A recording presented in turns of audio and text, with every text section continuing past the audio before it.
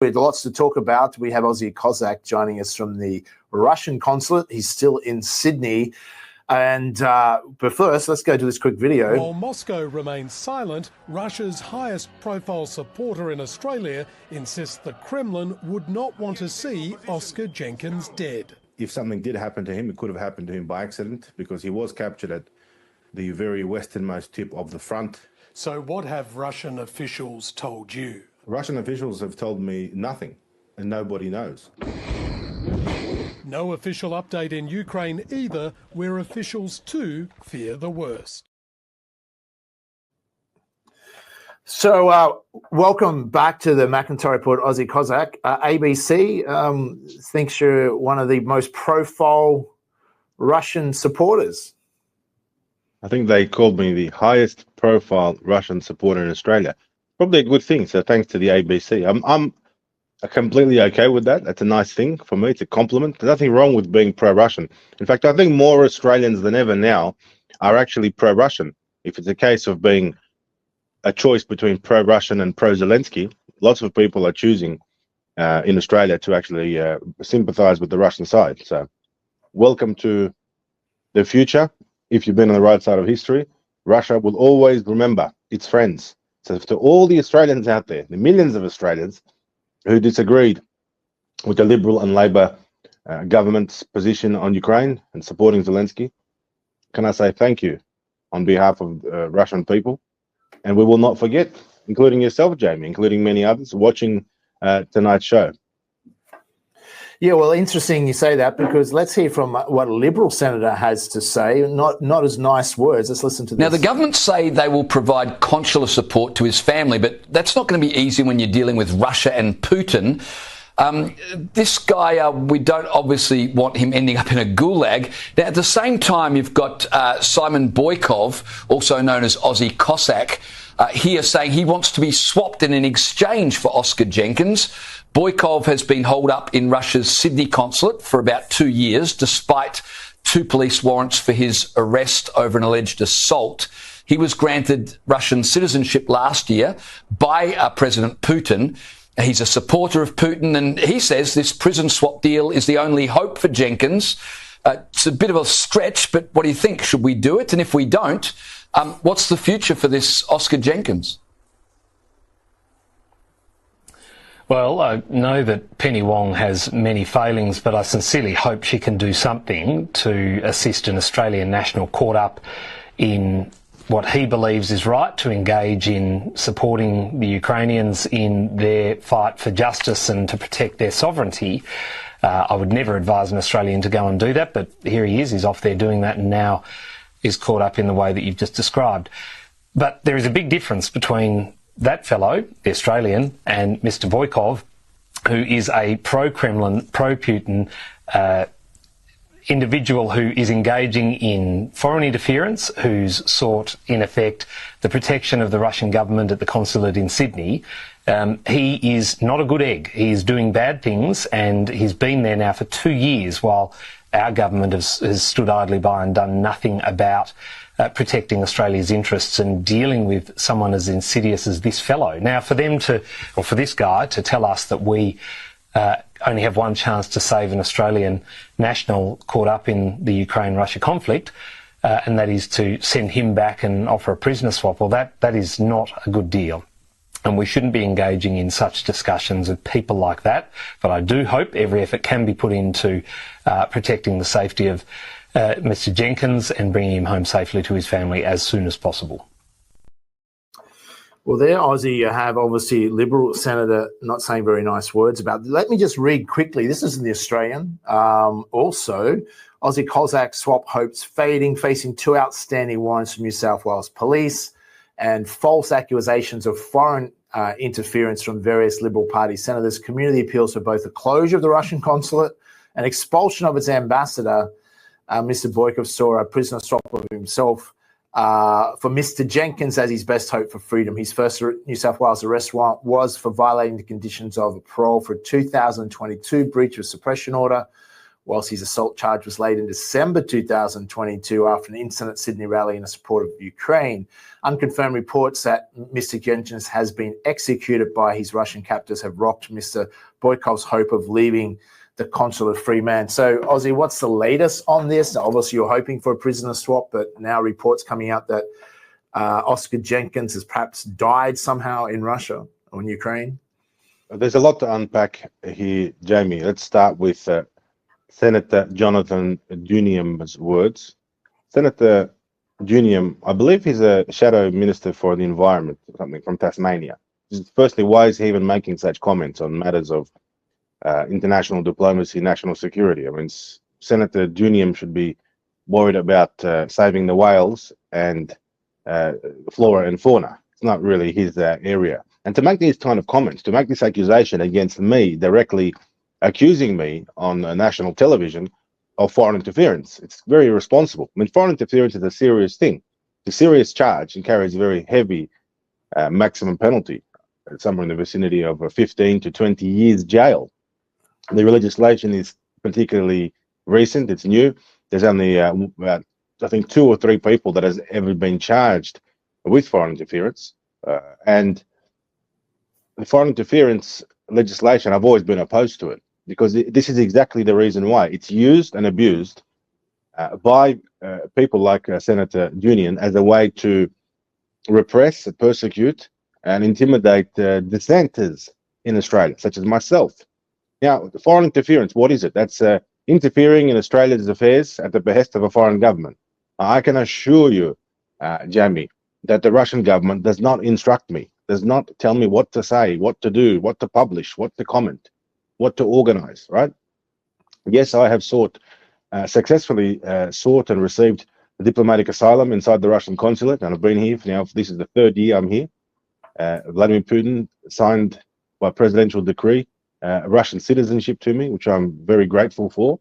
But that's about it. There's no other assistance or instructions from the Russians. The Russians are very, very conservative in terms of foreign interference. In fact, unfortunately, the Russians don't engage in foreign interference enough. Look at the United States, for example. They are the masters of foreign interference. All over the world, they have think tanks, non-government organizations, NGOs, all sorts of foundations and funds for the advancement of democracy, and the Clinton Foundation, and so forth and so forth. And they do regime changes. They organize revolutions, civil wars, disorder, overthrow governments in Africa, in the Middle East, in Asia, in South America. That's what the United States are the masters of, foreign interference. And can I say, if the Australian establishment in Canberra is serious about foreign interference, have a look at the foreign interference from the United States, from the British, from the Israelis, from other powers in Canberra. Look at what the Ukrainian government has been doing in Australia. The Ukrainian government, the Ukrainian ambassador, Vasyl Myryshnichenko, has successfully demilitarized Australia. In the last 3 years, they have cleaned out all of Australia's weapon stocks, removed all of Australia's tanks. Australia has no tanks left in storage, in reserve. They had 49 Abrams tanks. They've all gone to Ukraine. All the Bushmasters have gone. There's nothing left. All the 777 artillery systems. And they've basically been window shopping. That's what you call foreign interference. That's what you call the demilitarization of Australia's military assets on the eve of potentially the biggest build-up of military power and potential aggression in the Pacific. We need every tank we can get. I'm talking here from an Australian perspective. So who has demilitarized Australia? Who has weakened Australia? Don't blame Aussie Cossack. Don't blame the Russian government. Don't blame the Russian ambassador in Canberra. The poor bloke in Canberra, the Russian ambassador, has got nothing to do with anything. Here we are watching different spokespersons from the media and the Australian government demanding the expulsion of the Russian ambassador in retaliation for the potential death, unconfirmed death of Oscar Jenkins. Let me just say the Russian ambassador has nothing to do with Oscar Jenkins' decision to fly from Melbourne to Ukraine and join the Foreign Legion as a mercenary, right?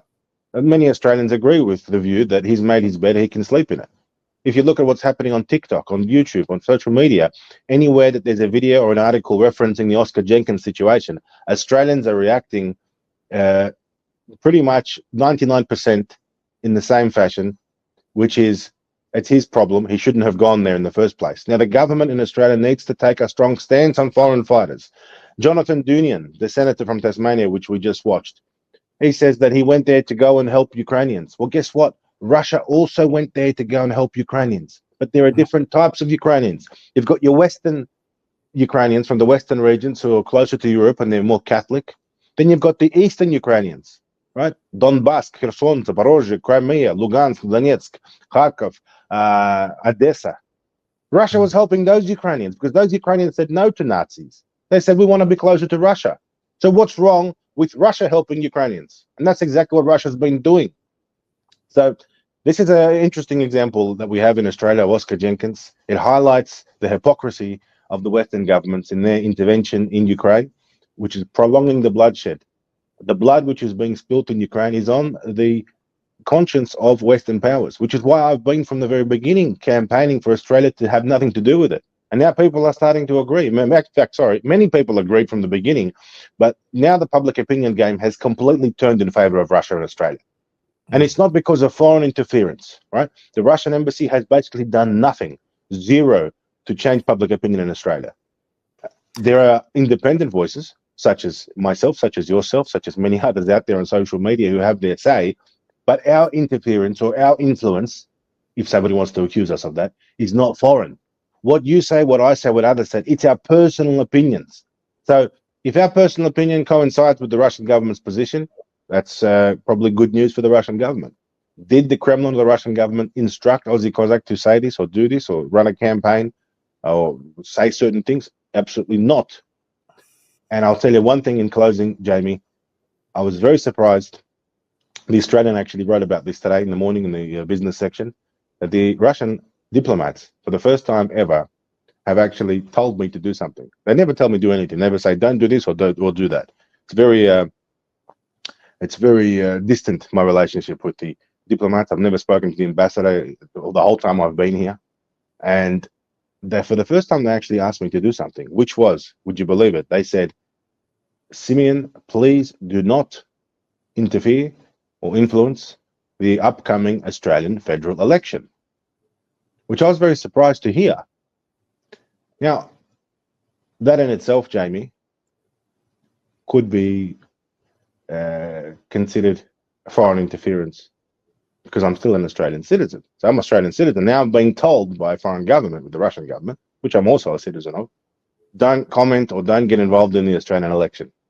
Of course, I respect the Russian government's wishes, the diplomats, and I'm going to try and stay out of the Australian election. For example, I won't run as a candidate, which is entirely possible, and I'm sure people would vote for me because people are sick of the Liberal Labor duopoly. But again, I have to stop myself because I don't want to get involved in the election. Jamie, what do you think of that? Yeah, well, that's very interesting. I think that just highlights Russian government perspective and position that they don't want to be involved in interference or influencing other elections. We do know, and you highlighted there, that the nations that do interfere and have a track record of interfering in pretty much every election around the world is both America and Israel. So, I mean, Russia seems to, if you know the truth, for the people that follow the truth, Russia has I can't imagine they'd want to interfere in the Australian election. It really, it's not their business and it's up to the Australian people. But my point is their political interference. If you were pro-Ukraine, they wouldn't call it foreign interference. You're only being labelled as foreign interference because you have a view that is different to the Australian government view. So that's the truth of it. It's not foreign interference. It's that you have an opposing view and the Australian government and Australian media appears to want to shut down that view by calling it foreign interference, which is actually shutting down free speech and is censoring or restricting the access of Australians to have an opposing view. That's the reality of it. Well, look, if we were standing in a court, what would I be guilty of? I would be guilty of campaigning in Australia for Australian neutrality and campaigning to keep Australia out of this conflict, organising rallies to keep Australia away from this war, to stop the Australian government from being infiltrated and influenced by other powers and to stop the demilitarisation of Australia's assets. Australia's been stripped bare of weapons by the Ukrainian government, right? Shipped off. Everything is gone. Our weapon stock's empty. Honestly, China's probably watching this and clapping and thinking, what absolute numbskulls in the Australian government who believe the Ukrainians and handed over all of their weapons. Take Denmark, for example. Denmark have lost everything. They've lost all their tanks. They've lost all of their artillery. They have zero weapons left because they gave everything to Zelensky. And they've got nothing to defend against a potential Greenland invasion. Right? A lot of these little countries around the place have lost everything to Zelensky. They've been tricked and duped. They've handed over billions of dollars, hundreds of billions of dollars, and all their weapons. Now, weapons can't be replaced quickly. There's a global weapons shortage. The one country who is having no problems with weapons is China, building up and building up. They've got more than 1,000 surface ships. How many does Australia have? I think Australia has about 4, and 2 of them are in repair. How many submarines does Australia have? 6, and 4 of them are out of action, right? Australia is hopelessly unprepared for the future, and it's treasonous. Those actions which led to Australia's demilitarization. I was not one of those people facilitating the demilitarization and the plundering of Australia's military assets. I was saying the opposite. I was saying, do not send any weapons overseas. Don't send anything to Zelensky. Keep it here. Australia needs it, at least on paper. Australia becomes a formidable country, at least on paper. Australia's potential adversaries know, oh, well, Australia's got 49 tanks in storage. Australia's got 150 Bushmasters in storage. That's all gone. Gone. See you later. Nothing's left. Nothing is left. And Australians, in fact, the Bushmaster as a vehicle, which used to have a great reputation as a defense export, the Bushmaster is now a laughingstock because there's so many videos and photos of destroyed Bushmasters in Ukraine. People don't want to buy Bushmasters anymore. I warned about this from an Australian perspective because I was born in Australia. My mother was born in Geelong. Grew up in Bell Park, if you know Geelong. My great-great-grandparents came here in the 1950s. They're buried here in the 50s, for goodness sake, right? So I'm entitled to have a view on Australian politics, but this is where the Russians are just going out of their way to be careful, because the Russian government clearly can see the slurs that people like Senator Dunium are throwing at me, right? They're throwing mud. They're seeing if it'll stick. They're trying to say Aussie Cossack is involved in foreign interference. Again, that is a very serious accusation. Find some evidence that I'm involved in interference. Find some evidence that the Russians, the Kremlin, the Russian ambassador, the Russian consulate, the Russian embassy has been directing my Telegram channel or what I say during broadcasts or what I'm saying right now. They would have no idea, right? I can tell you, honestly, the Russians are not interested in this. In 2007, Vladimir Putin visited Australia for APEC. And an Australian journalist asked President Putin, what do you think of Australia? President Putin's answer was, Australia? I don't think about Australia. Simple as that.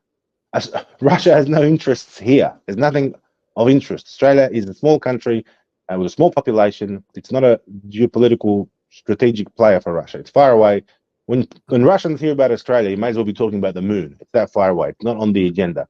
The Russians are more interested in what's on their borders and the NATO missiles and the NATO biolabs and the weapons build-up on Ukraine's border, because that's directly impacting Russia. I'm coming back to the